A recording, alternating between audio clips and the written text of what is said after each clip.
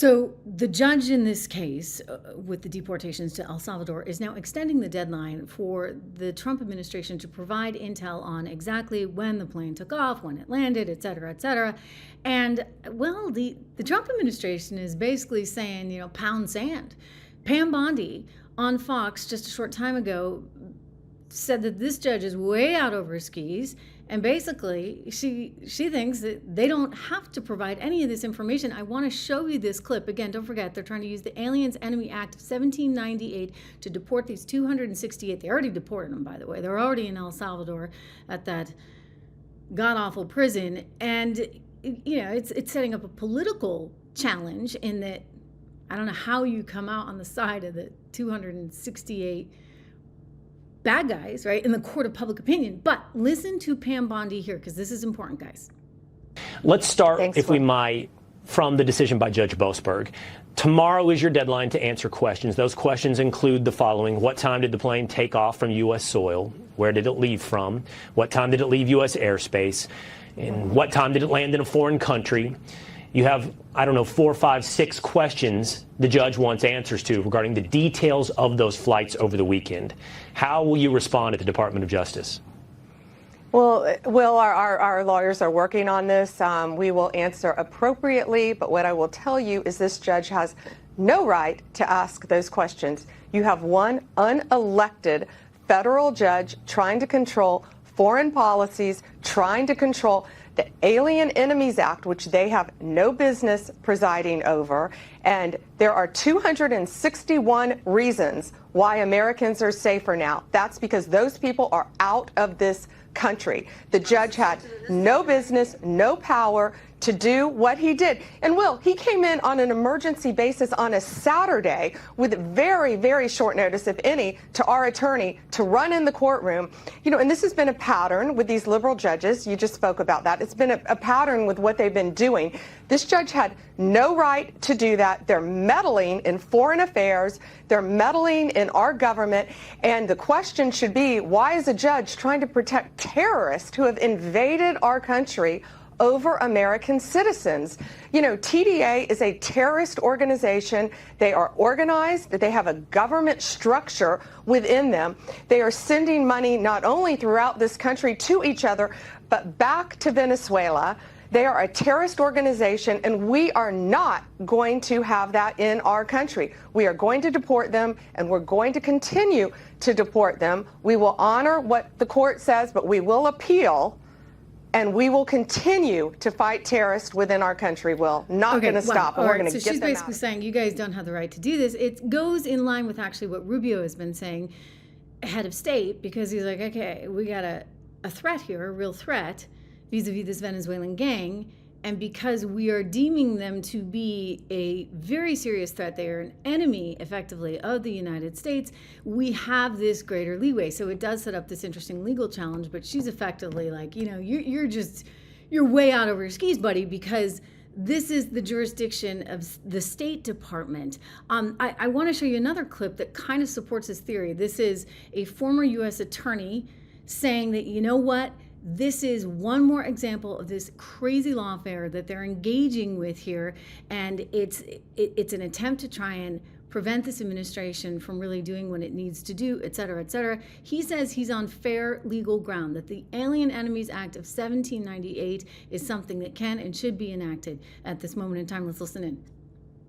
Bring in Jay Town, former U.S. Attorney from Northern District of Alabama. Thank you so much for joining us. So please do tell us, based on everything you just heard from the White House and that briefing, what you've heard from the president and his administration, where does this go next?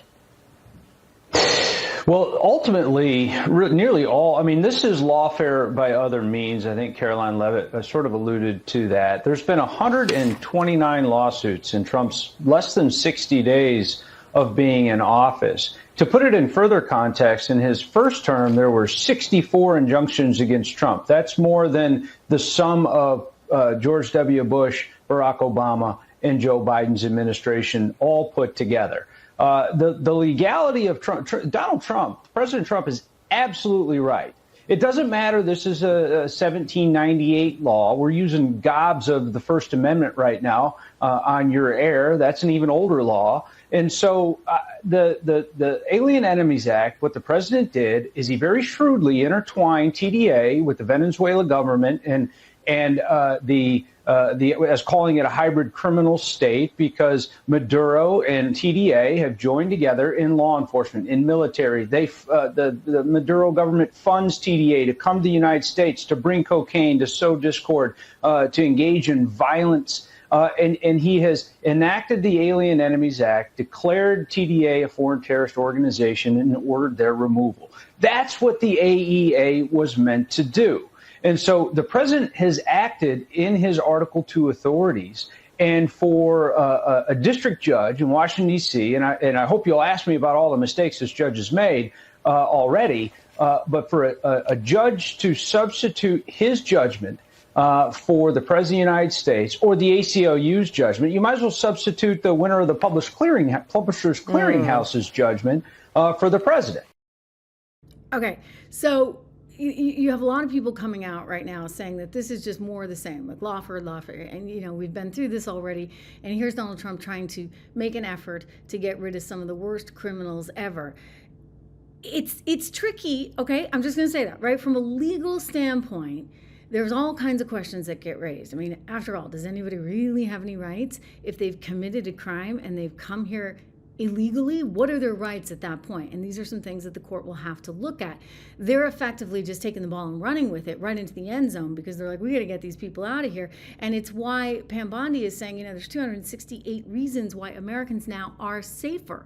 And it's because of this action we are taking. And then she's going one step further, of course, because she's like, hey, does he even have the right to be asking these questions? After all, isn't this a function of the State Department? If Marco Rubio declares that TDA is a known threat to the United States, then doesn't he, as Secretary of State, have the right to say, we are going to expel these people? Again, going back to the Aliens Enemies Act of 1798. This is effectively what Stephen Miller, policy advisor to the president, was saying in a rather contentious interview there within the last 24 hours on CNN. Let's take a listen. So you called the judge's order just earlier today, quote, patently unlawful, end quote, and said that it was an assault on democracy itself. Does that mean that the administration is ignoring this order, and might you ignore future court orders that meet the criteria you laid out?